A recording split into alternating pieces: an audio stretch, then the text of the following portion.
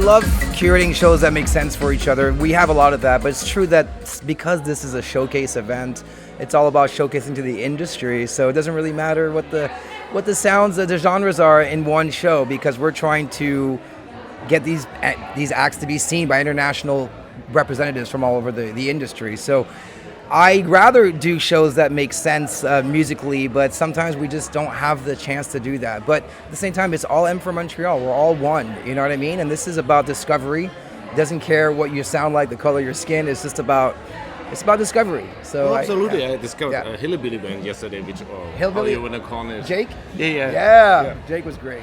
For me, it was Hillbilly. I don't know if he it would sounds like about right. Yeah. The other thing I liked about it, and that's like I'm coming to Montreal for a few years now, like 20 years, and I feel the community is very open up for helping each other. And with having this cross of genres, you also stimulate stuff which is normally separated. So do you feel like the festival is also helping the local community in that sense to crisscross? 100%. Since day one, that was our mission. You know, try to build bridges between the community itself. There's a big divide here, French and English. Back in the day, it was a little bit more robust, but now it's more fluid now. But back in the day, it was really important to create bridges between the scene itself.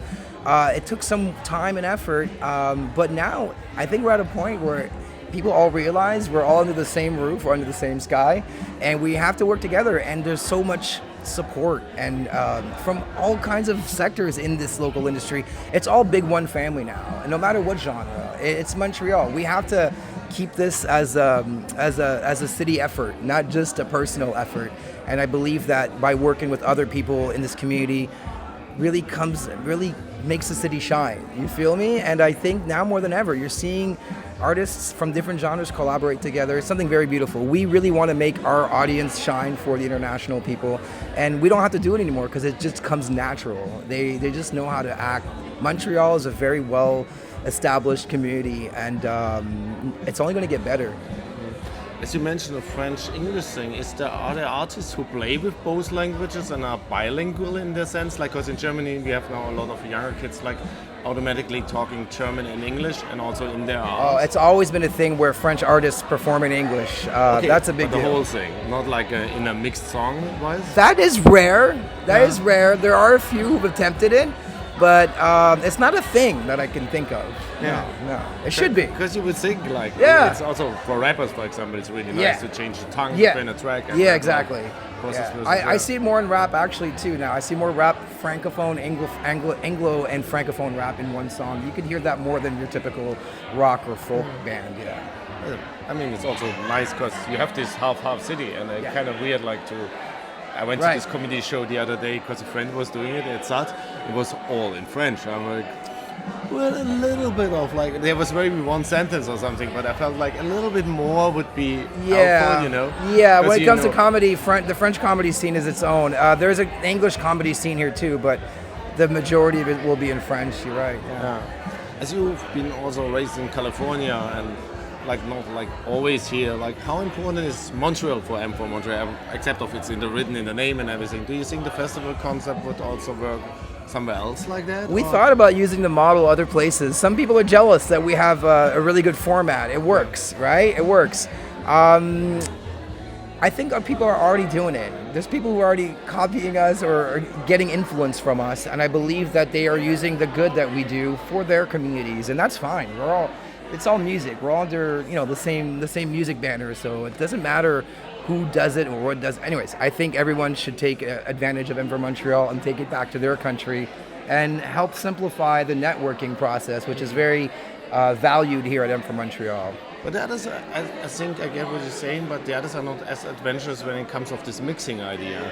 And I really like that because most showcase festivals still you have like, it's the indie showcase, that's the electronic showcase, and it's very, very close. Like even last night at SAT, the two last acts I saw there were so different. So it was really nice because you didn't just get a continuity. You got, like, a diversity. You understand that? I believe in that. I like to bring different worlds together, make it clash, and it creates memories, man. It's different, We want something different, not the same old, same old.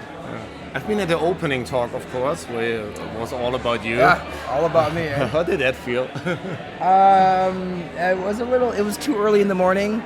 but it made me realize that I've been here for 19 years, and hearing the people speak made me feel complete. Like, people finally get me. A lot of people didn't understand my way of thinking. I'm different than a lot of people here.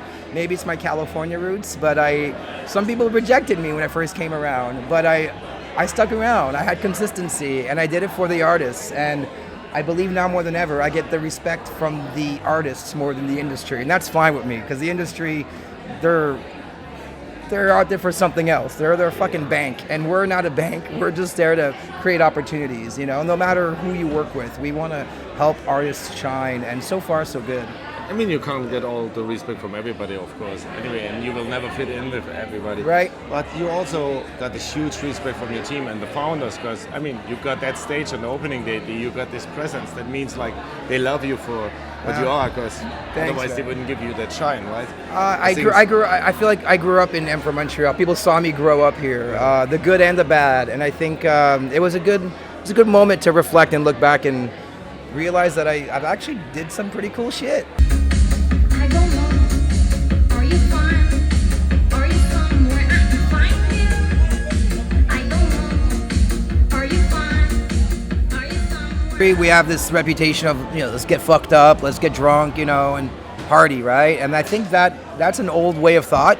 I think now more than ever, the music industry is really trying to connect and trying to be active and healthy, you know. It's different now, so people aren't getting screwed up like till 4 a.m. like they used to. They want to wake up early, they want to be healthy, and we see that already. Like, I feel the same way, so I'm happy that we're growing wisely and healthier, and I think that's going to bring out more results for the artists exporting themselves. So I think that's the thing. I think people are taking business more seriously than ever since COVID. And I believe that COVID really did make people realize how important community is. And I think M for Montreal was doing that the whole time before, during, and after. I think people woke up and realized this is where we need to go to really nurture relationships and build our careers, you know. I think it's a good place to do it. It's a good time in history to do it. I think COVID really sobered up a lot of people. And I feel this event has matured, M4 matured in that sense, where we're trying to cater to people who want to create business opportunities, not just party. Yeah. And I think that's important.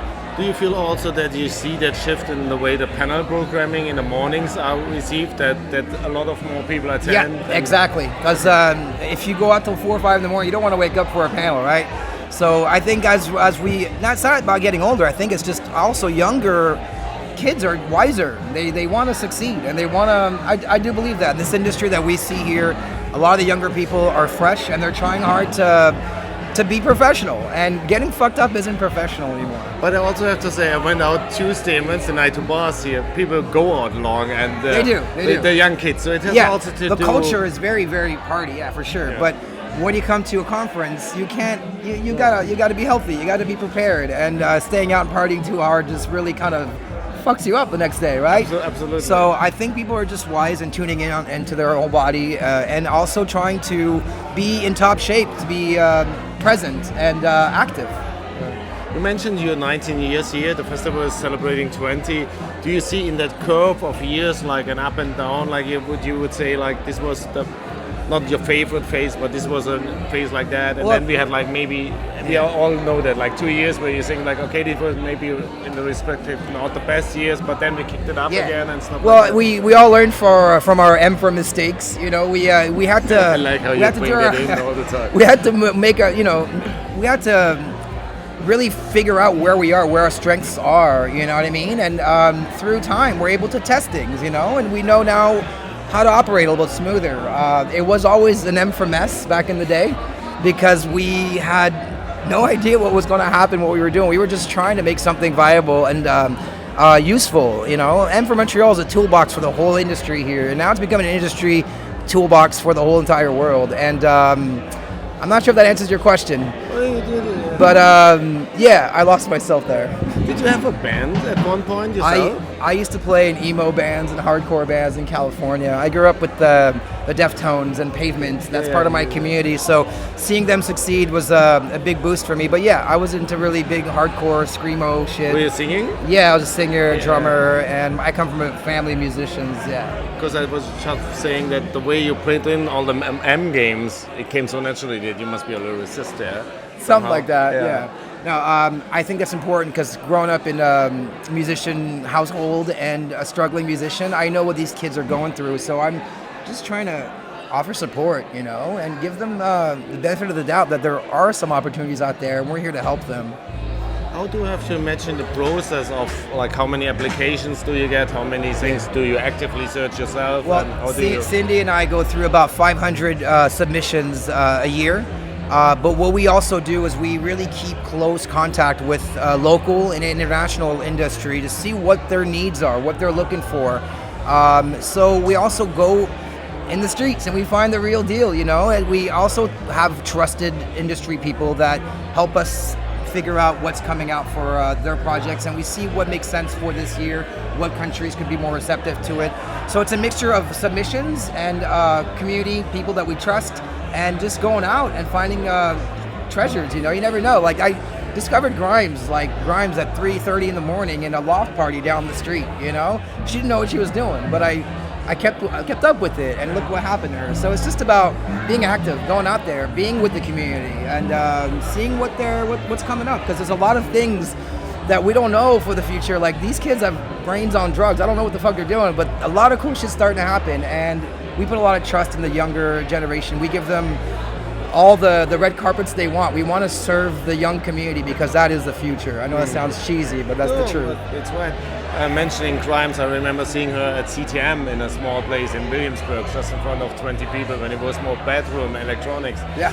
So that What year was that? I was there. What year? 2011 or? Yeah, it must be Something like that? even late, or 2010. Yeah. I have it on the Yeah. YouTube of Kapoor. Shut up. Okay. You can watch it up.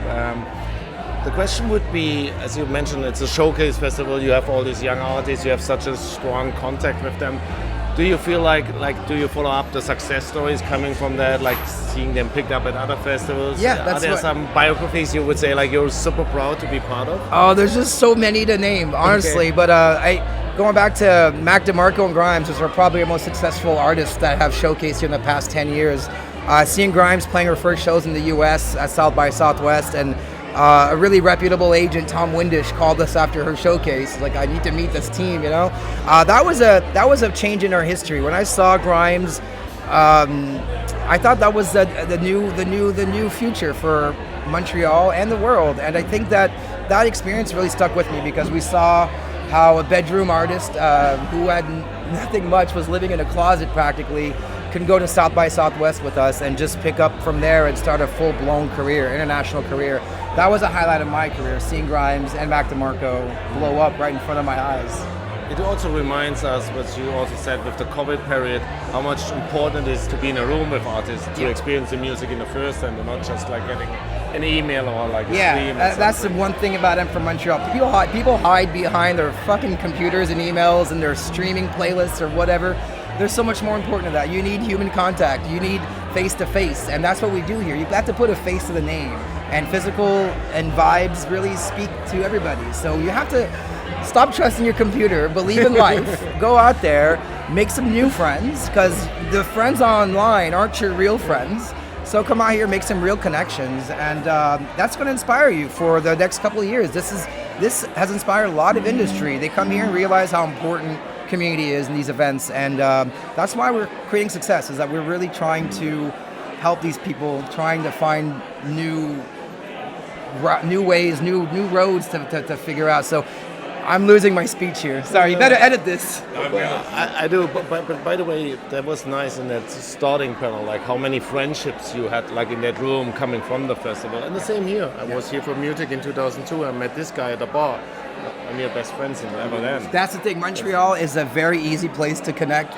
There's people from LA who have offices across the street from each other, and they don't talk to each other. But they'll come here to M for Montreal, and they become friends here. Right on. Because no, I'm not saying LA is disconnected. It is actually. LA is disconnected, and we want people to feel that Montreal spirit. Once you're here, it's a open doors to everybody, and you want to partake. It's everyone leaves here with so many new friends, and like I said, people in LA don't even talk to each other there, but they'll talk to each other here. What's going on with the world? But that's what we love to hear. We want to make sure that we produce results. That's all it is in the end. We want to produce results for artists and industry.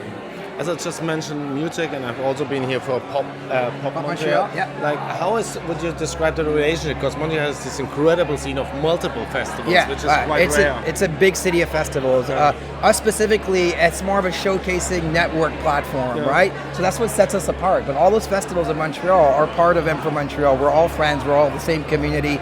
We get inspiration from all each other. We just do it more for export reasons. I know it sounds cheesy, but export is why we're doing this, and there's no one else that does it in Montreal this way, and I think it's super important for us. Well, export is cultural exchange. You can say it warmer, and then it sounds not cheesy anymore. It sounds very important. There you go. Is there, like, if you have to choose one special event over the 19 years you've been part of it, would you say that was your night, your day of the festival history? Oh man, you always tell people? It was Mac DeMarco's first show at M. Like, he was touring out of his station wagon, and the guy played in front of a delegation of people that had no idea who he was. And after that day, everything just changed. His career blew up, and everything snowballed for him after that. That's something I'll carry to my grave. Mac DeMarco's a good dude. He's a good friend, and we're super proud of him and happy to be part of his story.